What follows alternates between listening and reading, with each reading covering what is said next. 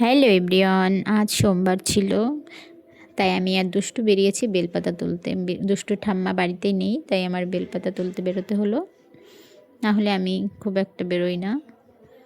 আর পাশের বাড়ির মামি, তার জামাই রাজস্থান থেকে এসেছে, তাই একটু দেখতে যেতে চেয়েছিলাম। দেখি বাড়িতে তারা কেউ নেই, তাই নিজেও দেখতে পারলাম না, তোমাদেরকেও দেখাতে পারলাম না। তাই বেলপাতা তুলতে চলে আসলাম। কি করতে এসছো? মার সঙ্গে দেখা করতে। মার সঙ্গে দেখা করতে? বন্ধুদের সাথে না।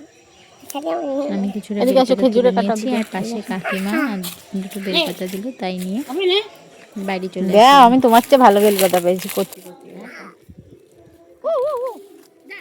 ছিঁড়ে যাবে, আমার হাতে দাও, আমার হাতে দাও।